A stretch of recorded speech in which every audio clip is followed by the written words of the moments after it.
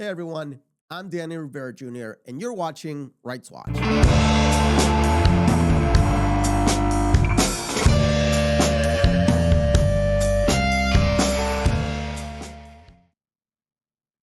All right, so as we all know, last week, VA Secretary Doug Collins decided to just flat out cancel the contract, the agreement with between the VA and AFG, stripping thousands of federal workers from their union and protected rights.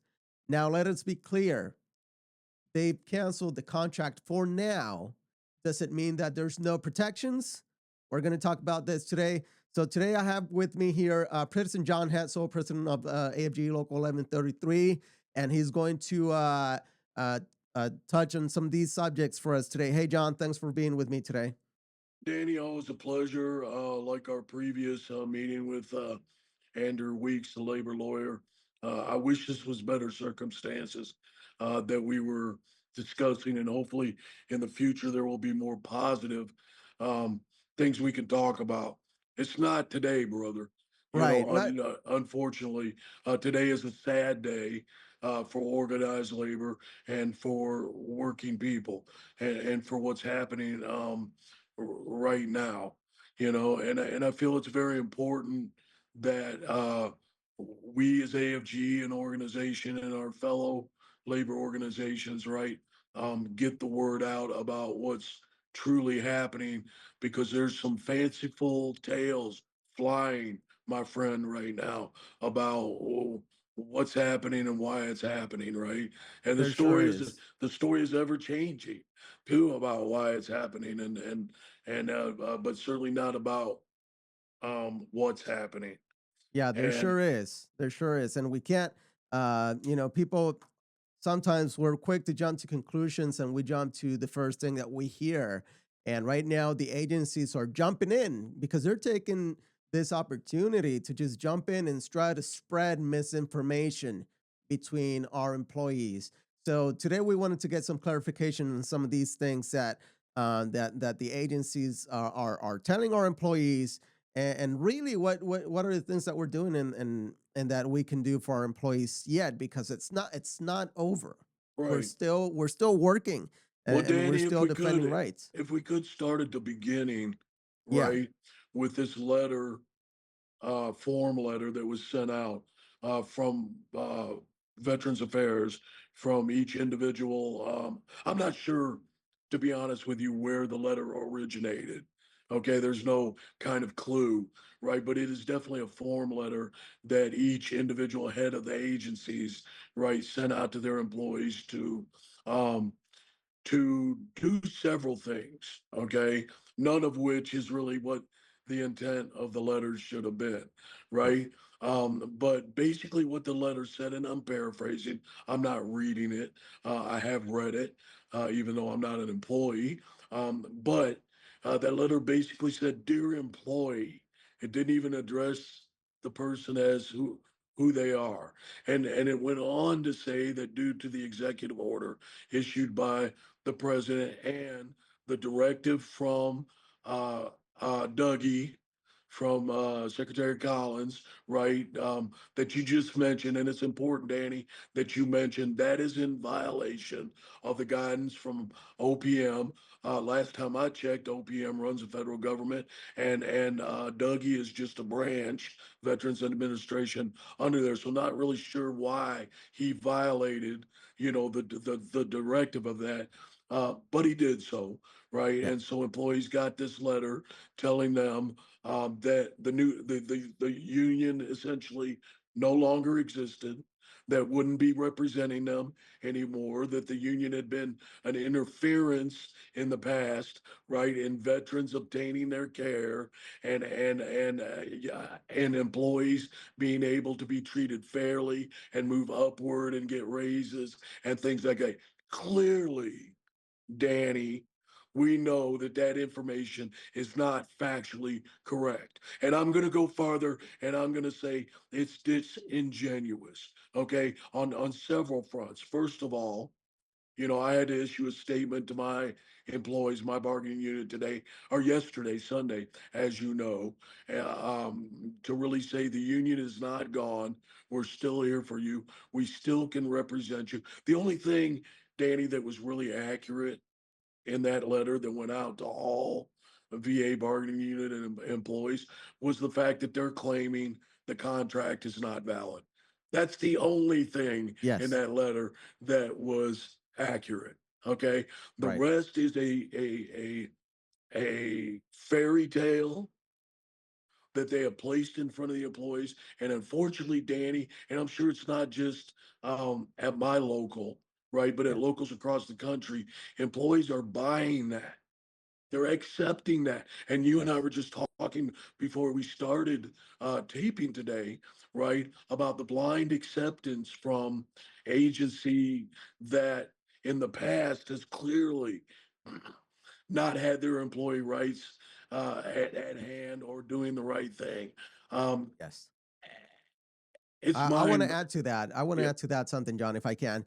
yeah, And federal employees, we should not take the things that are told by the agencies at face value. First of all, because just imagine if for some reason you were to have to go to court, and I'm not talking about labor, but in general, and you get to court and you tell the judge, I want a lawyer present, and the judge tells you, no, you don't have a right to have a lawyer present in here. We all know it's a violation of the law. Nevertheless, you would never stand up for that. You would not accept the fact that somebody's telling you that you're not entitled to a legal right. And agencies right now, they're hoping to persuade people and spreading this misinformation so that they lose faith on what AFG and other unions can do, and they start dropping their membership. And that's the whole point. That's the whole hope that these agencies have, is that people start dropping their membership. So don't buy into anything that the people that want to fire you for just about any reason and discipline you without any kind of measures to ensure that it's fair and appropriate discipline. These are the people that are telling you that you can't have a union, but don't buy into this, because this is all just a ploy. It's all just a ploy to make you believe something that is not true in the hopes to destroy the unions. And I'm sorry, John, I just wanted to no, add it's that in there. But okay. I agree 100%. I call it sowing the seeds of chaos. That's yes, what they're doing right now. They are sowing the seeds of chaos. Surprisingly, um, again, people are taking at face value, right, what these people are saying. I would want to be educated from all sides, and especially from the side that has historically supported, right, employees' rights and needs and safety issues and making sure that they're working within the confines of the law and regulations. I think I would trust those people, like you said, more than the ones that have spent their career trying to get rid of you. um, yes, I'm going to say this, right, Danny, to all your viewers. Yes, but especially those viewers, right, that work for the VA. Please don't believe these people are your friends. Okay, I can say things that other people can't say, right, because they work for the agency or that. But I'm telling you, they are not all of a sudden out of nowhere your friends and have your best interest at hand. And they would have you believe from that erroneous letter that they put forth that that's exactly what they're doing. They're removing the problem, which is the unions, organized labor, right? Which clearly we've talked about in the past. We could talk about in the future the benefits. And we even talked in that podcast with Andrew about Congress finding it so important that they put it into the statute and the law to do. But look what's happening. They're the bad guys now. We're labeled the bad guys now, right. for trying to uphold the contract rule, regulation, law, procedure, right? We are now the bad guy. So I'm going to tell you guys that saw that letter. Okay. My message to you is this, same as my bargaining unit, right? The union is not gone. AFGE, the largest and strongest federal union, along with our fellow brothers and sisters at NAGE, NIFI, and SEIU, right? There's a reason we were attacked.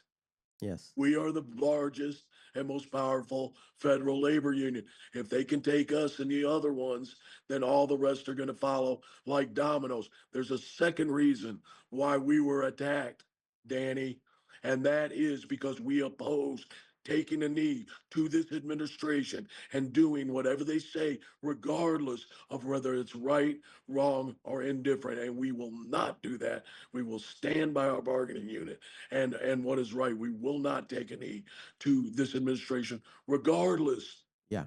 if they try to invalidate us and say our contract that carries the weight of law, right, is invalid. Attention to all union leaders, labor defenders, and businesses of all kind. Do you ever struggle to stay connected with your members? Have trouble keeping track of your cases? Or just feel overwhelmed trying to juggle files, deadlines, and communication all at once? Trust me, I've been there. That's exactly why I created RiverSites. RiverSites wasn't built in a boardroom. It was built from my own experiences and needs. I got tired of tools that didn't actually work or platforms that look outdated, hard to navigate, don't have all the tools I needed, and somehow were outrageously expensive. So I decided to create something better. RiverSites gives you a professional, modern website. But more importantly, it gives you the tools to actually run your office. It's customizable, it looks great, and you're never left on your own. You get real one-on-one support every step of the way. But RiverSites goes far beyond just a website. You can track all your cases in one place, auto-assign case numbers, follow timelines without missing a beat, store your files securely, use built-in appointment scheduling, and even host your meetings all from one easy-to-use system. Best part, it's extremely affordable. How do I know? Because I built this platform from my own experience, and I made sure every union could afford the tools they need to run their office the way your members deserve, because your members deserve the best, and so do you. And here's the thing. RiverSites isn't just for unions. We built websites for any business, big or small. Whether you're a shop owner, a nonprofit, a service provider, or a community leader, we've got your back. As a way to support the cause, we're offering an extra 10% off any multi-year plan when you use the code FIGHTFORRIGHTS. Just go to our website at riversiteshub.com/fightforrights and schedule your free consultation today. That is again, riversiteshub.com/fightforrights. Let's build something powerful together. Right. There's a reason. There's a big reason why they don't want unions, right? There's a giant reason. And the main point of it is because unions are effective. We are effective at what we do. And what we do is we protect people's rights. And agencies clearly don't want that. Clearly, agencies don't even want people to have rights in the workplace. And I need all of my viewers to understand your employer doesn't want you to have rights on your own workplace. Why not? Why do they not want you to have rights on the workplace? It's not because we interfere with staffing, because it's not. Last time I looked, it's not AFGE who said that we want staffing to go back to 2019 levels, right? So it's not AFGE who's impeding people to get hired. It's not AFGE who is placing a roadblock over these agencies so they can progress, right? Last time I checked, it's AFGE who ensures that we are fighting so that agencies can progress. You know, and I'll talk a little bit about my hopes, and I've always said one of my biggest hopes of me working with AFG whenever I work as a representative, I want the VA to be the best place for people to work in. I want AFGE to be the I'm sorry, I want to be the VA, the best place where veterans get truly the best care they can get. I want the VA to be the place where veterans say, I'm not going to get any better care than in the VA. And that's one of my missions whenever I'm representing employees, is to make sure that the agencies are held accountable for Well, the and things that Danny, make the VA you make a worse. great point, because how are employees supposed to have morale and get that gusto up to do that when essentially basic rights have been stripped from them? So they somehow think that's going to improve the morale and the care, that somehow the union, being the bad guy being removed, is going to improve their morale and thus improve the care of the veteran. And again, it's all fallacy. It's untrue. We know that.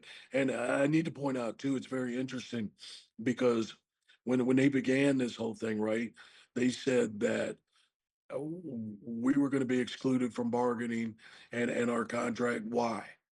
Right? Because of national security, which was ludicrous. And we've talked about this. How can an EMS employee, somebody sweeping the floor, or a nurse, or that, be, security? But now, with the letter that has come out, to the VA employees, it says nothing about national There's no security, mention of and that national it's security. all about bad, horrible, nasty union, and how we're taking them out of the way so we can hold hands and sing kumbaya and do Yeah. what's right by the vets. And I'm a vet, Danny. A lot of reps that we know, and a lot of people that work in VA, some say up to a third of VA employees are veterans themselves. That's a load of baloney. I'm going to be nice because I'm on your show, but I'm just I saying appreciate that's, that. I smell baloney. I know it when I smell it, and that's baloney, but what is it? Are we a national security risk? Are we just a risk to not taking the knee to the authoritarianism, dictatorship that's taking over our administration and this country, Danny? I mean, Yes. that's really the truth. So again, I mean, we need to tell your viewers, especially those at the VA, right? Your union is not gone. I don't care if it's Yes. AFG, NAGE, NIFI, your union, SEIU, your union is not gone. I can only speak for AFGE. Right. AFGE is here. I don't care what Secretary Collins or Director Ginsburg, I know you can't say that, but I can, Danny. You know what? Because she had her name on the bottom. What they say.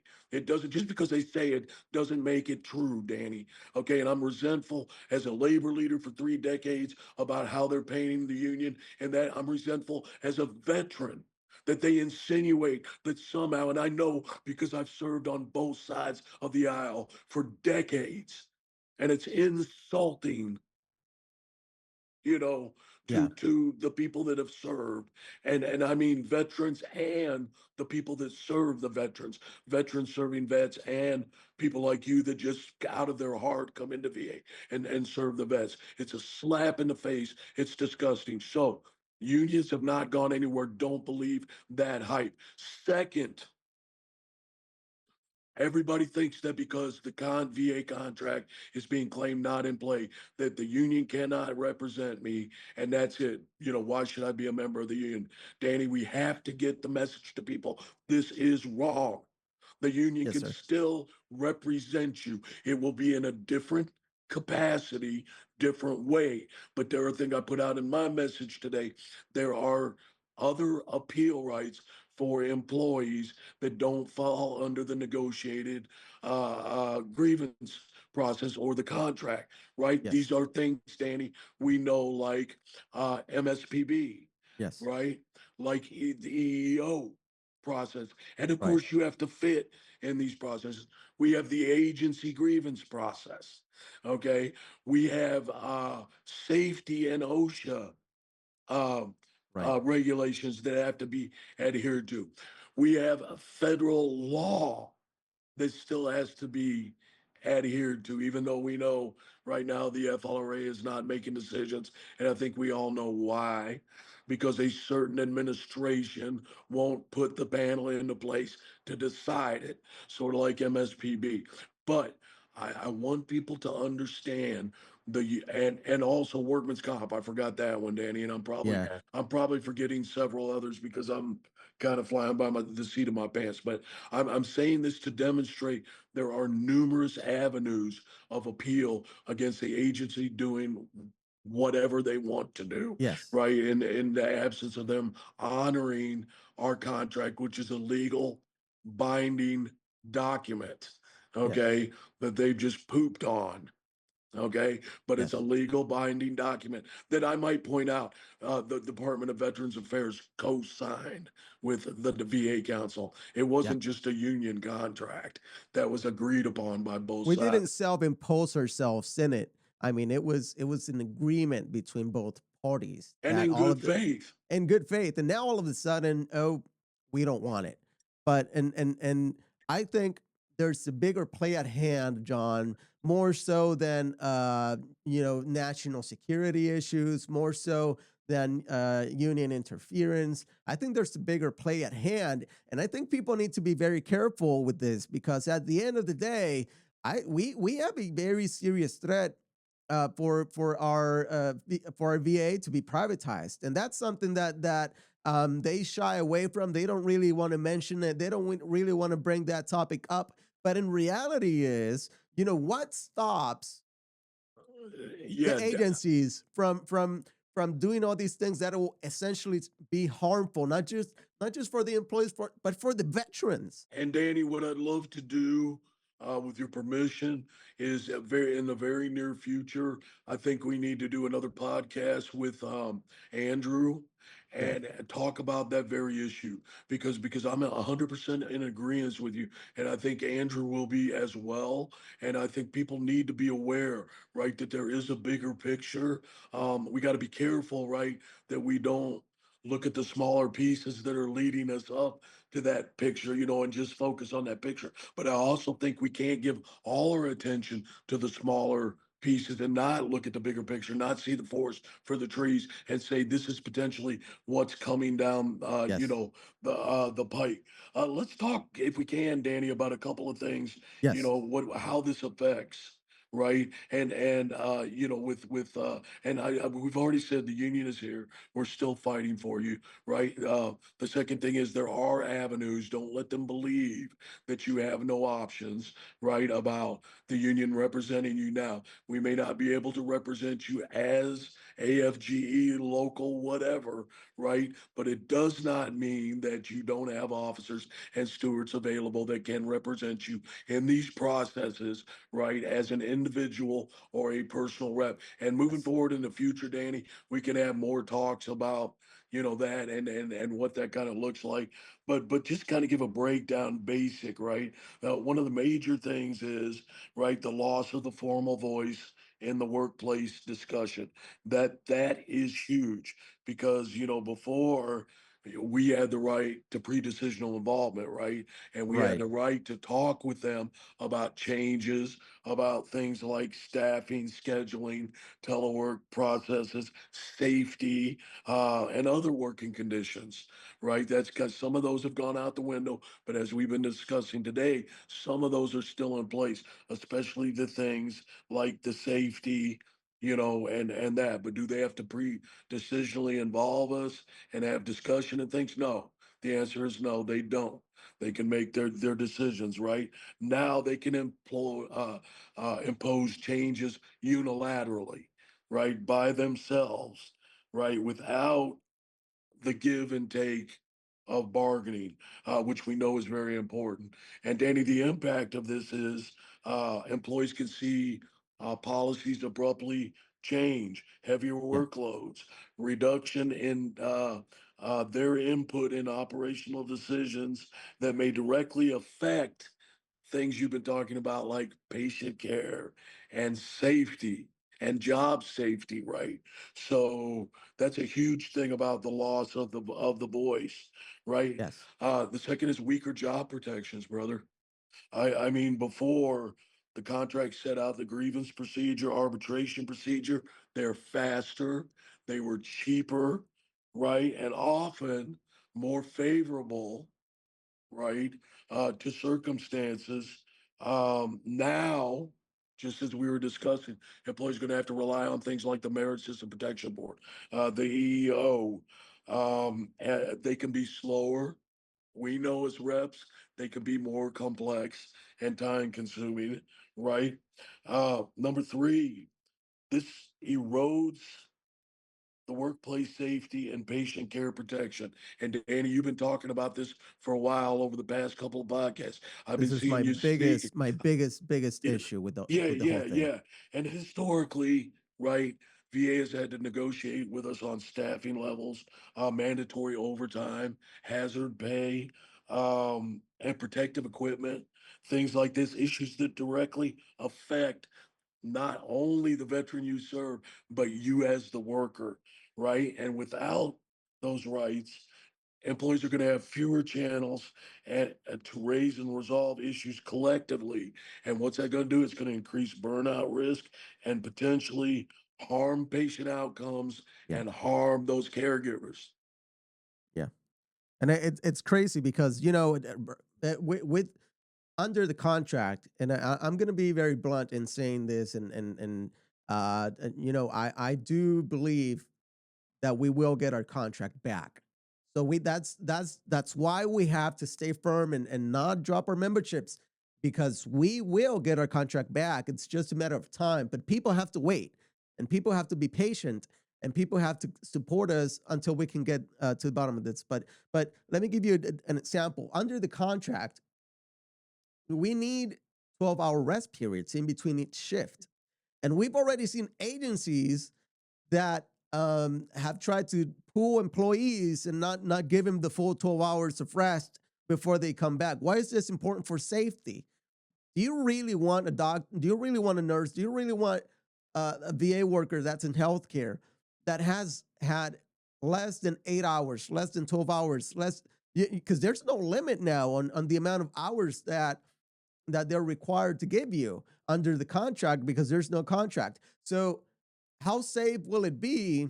Because now we're going to be understaffed, because their whole point is to rift people out without having these protections in place. Because also rifts are negotiated under the contract. So when and if they start getting rid of people, we have less staff, which means there's going to be a higher need for overtime, which means that people are gonna do more overtime, but it's probably going to be mandatory, and there's no limits or requirements as to how much or how little rest you need in between shifts. And if we don't have enough staff, that could mean that our healthcare workers are going to be working and attending our patients with not enough rest. Well, What and does that Danny, who do in the healthcare decides setting? without the contract, who decides who gets that overtime work? Because that's dictated by what? The contract. And schedules and rotating mandatory versus arbitrary. Maybe just, a manager's friend might get it all the Yeah. time now. Well, We don't know how. I know people like, a lot of people like overtime, but there comes a time where you get sick and tired of overtime. Yeah, When you start getting overtime every day, every week, at some point you're gonna say, I need a life. So, it's not gonna be fair and balanced, that's for sure. absolutely not. They'll give it to their friends whenever it's convenient, and whenever it's not convenient, we're gonna break you down to the point where you're not gonna have enough rest. So there's no fair and balancing there. And it's a patient safety issue.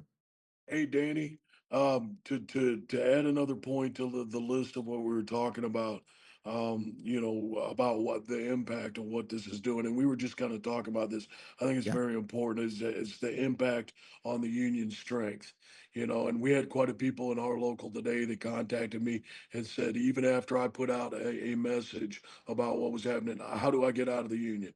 Because the yeah, union doesn't have any authority anymore. I need out. And we talked a little bit today, and I've heard you say, right, the importance of not jumping ship, as Andrew would say, yeah, don't jump off the yeah, bridge, right? I would say don't jump ship, right? But I think we need to tell people why. And without collective bargaining, right, we lose the legal obligation for agencies to negotiate in good faith with us, and they lose a major justification for dues collection, and we know our dues have been stopped, right? Which is Yes. a crippling in and of itself. Well, what does that do? And what does it do when people just knee jerk reaction and get out? Well, that shrinks the resources, right, for representation, for legal defense, and organizing, which in turn makes it harder for employees to protect the remaining rights that they have under other laws. Is everybody hearing what I'm saying?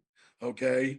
That is reason enough that the union is still here, that we're still representing, right? And what it means if you're not part of this. And I think I mentioned somewhere maybe long ago on one of your earlier podcasts, right, about Senator Bernie Sanders, a great man that tries to do the right thing. Some people might want to come after my head for saying that, but he made a statement, a general statement, right, or months ago when all this was going crazy. And he said, you're one of two things. You're going to be an ostrich and put your head in the sand and pretend like this isn't happening to you, which a lot of people are doing, Danny. Or you're going to stand up and you're going to do something about it. And then, like you have said, Danny, Andrew said, other people have said, this is just a stepping stone. And we're going to Yeah. talk about the potential. We're not going to make stuff up. We're going to talk about a realistic potential of where this stuff could be Heading to. going. And the Yes. last thing I wanted to say about these affecting things, Danny, is the chilling effect on advocacy for us as advocates, right? Employees, this is going to make employees hesitant to speak up, right, about unsafe conditions or unfair conditions in the workplace. Without the backing of a recognized bargaining unit and a binding contract, it makes that so much more difficult.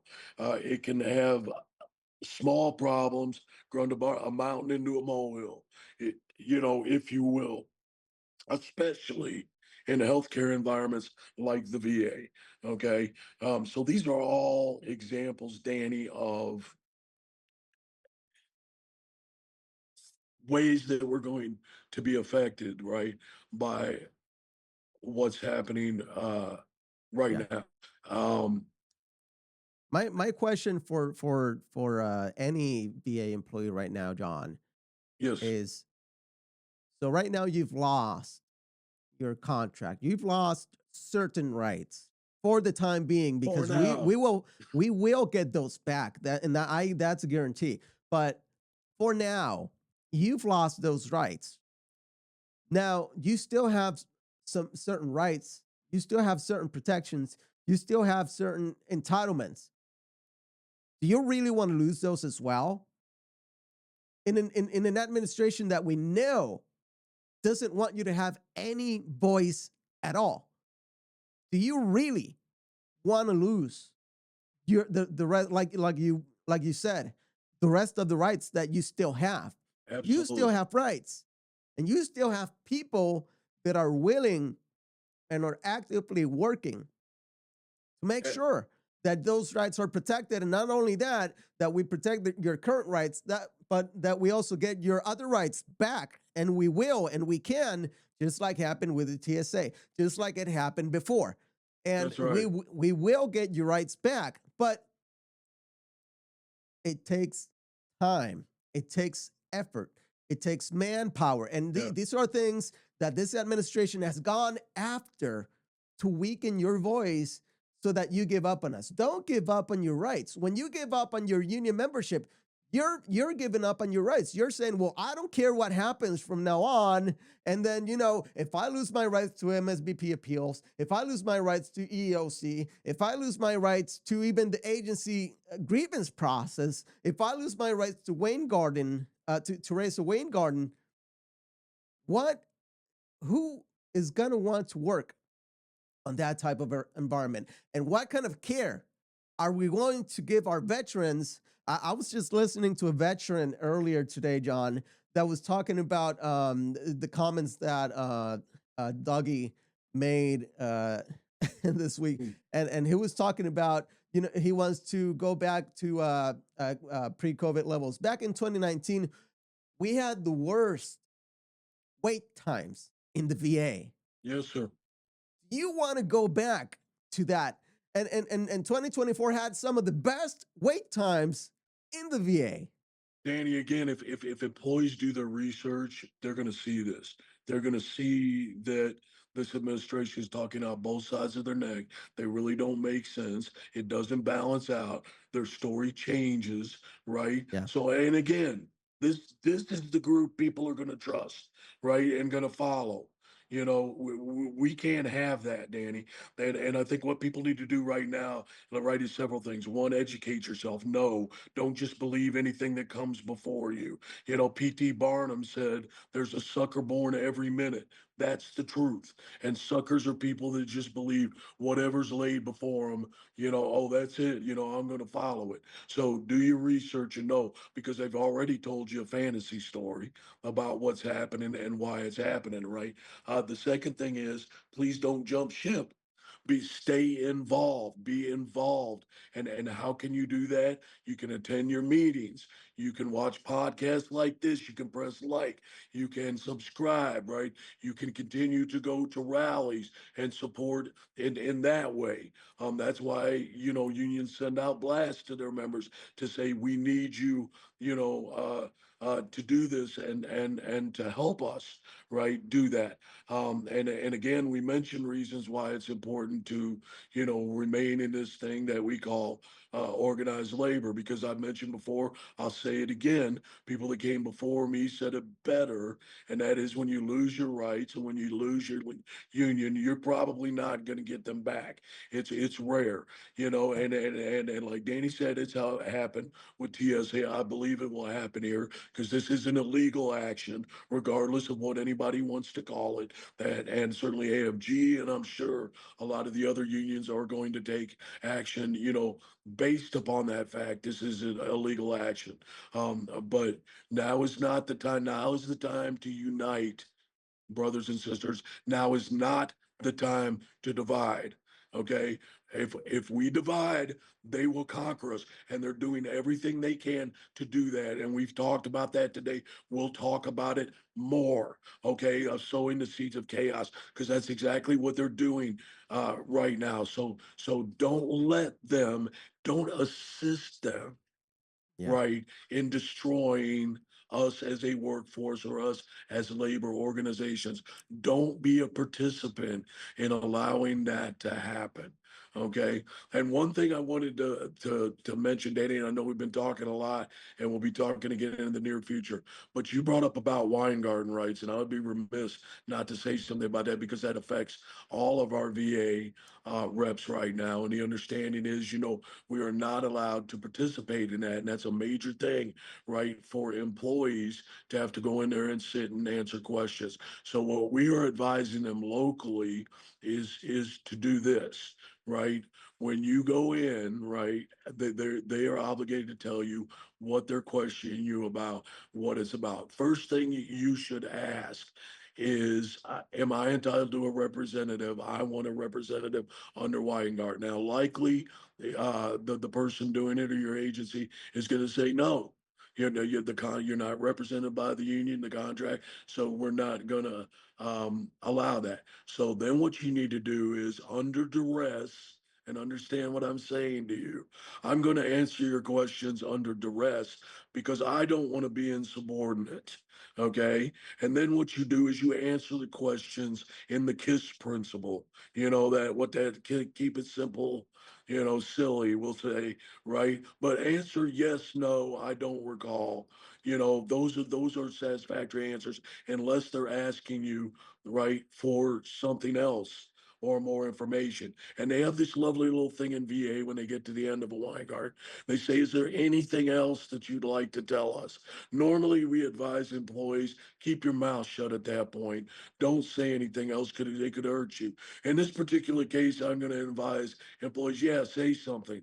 Say, I've just answered your questions under duress, even though I requested my rights under the statute, and I want that in your report. Thank you. And Yes. you don't have to say it exact, but I think your viewers understand my meaning, right, and what I'm saying. So I'm saying, right, there are ways to protect yourself, brothers and sisters, even without having somebody sitting next to you or standing over you, um, with a hand on your shoulder. And the thing is, if you don't know what those rights are, how do you know that they're violating them or you're not protected? So again, we're remiss, right, as organization, if we don't continue to teach our members and reach our members, right, about what they need to do in these trying times and in these situations. And I think moving forward on some podcasts, we can talk about more specifics. There's a lot of stuff, even for 38s, which is surprising, when you're looking outside the contract at other options for them and things they should be doing and ways they should be answering questions along with our hybrids and our Right. Title Fives. So that's a whole nother podcast. But Yeah. I wanted to get out because we're already seeing in our local issues of people having to go and answer questions, right, without a rep by their side, which is, it's already like going to the principal's office. It's disconcerting. That gives them anxiety, right? And so the more information we can give them to help them while they're in that scenario, right, the better. And so I think some of the things, that I just said will assist them. That Yes, sir. Yep. So it's more important that now more than ever, just to stay underground, my friends, because this is going to get ugly, and it's going to get ugly fast, right? Well, I would not trust to be sitting alone with an agency official by myself, or typically it's two against one because you have another, describe, you'll have the scribe that could practically just type out any answers that you might have or might have not said, and you don't have any witnesses that could make notes on your behalf. So um, right now it's going to get ugly, my friends. Do you and want to get don't your and contract don't back? sign anything you don't agree with, because the VA's got this thing now. They want the employees to Yeah, sign these Weingarten questions. And what I would say is this: remember, right? That is the agency's record of what you're saying, not what you said or your notes, or even when the contract's in play, our notes of what happened in the meeting. So you can yeah, always say, "I don't agree with this. I'm signing receipt of it." yeah, Not that you agree with yeah. their statements. If they're wrong, don't agree with them. Right. And I will say, and you can tell me if I'm right or not, John, but I would tell them, and I would encourage employees to document any instance of this and forward it to the union, because at the end of the day, even if nothing can be done right now at the moment, not on the immediate present, Yeah, right? We're working towards something in the legal realm, and all of these right, things are gonna help us. And one thing that the government says is that and what the court ended up saying is that there's no irreparable harm. So I think it plays to our advantage to show all this evidence that says, well, you're saying there's no harm. right. What about this? Well, and Danny, So the agency is not going to provide the union right now with information, with the no, answers to these no, questions. So it's imperative that the employees provide you, us with this information for the National VA Council and AFG yes, National to be able to fight these things. Because if yes, you don't give it to us, employees, we don't know, because the agency's yes. certainly not going to give it to us. Yes. Who else are you going to go to, my dear friends, my dear viewers? Who else can you go to with these things? And the answer is your union. They're the ones who are there to ensure and fight for you.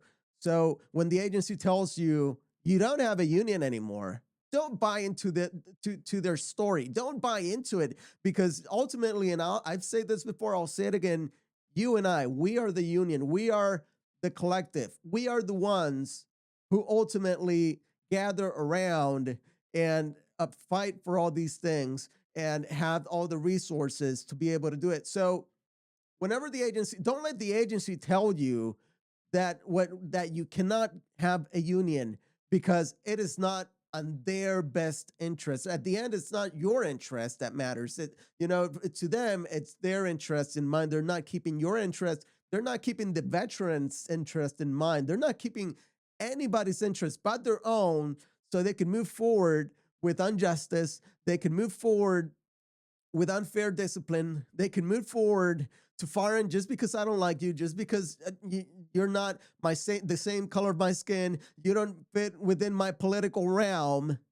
All of these are all things that typically won't happen because unions are there to protect you.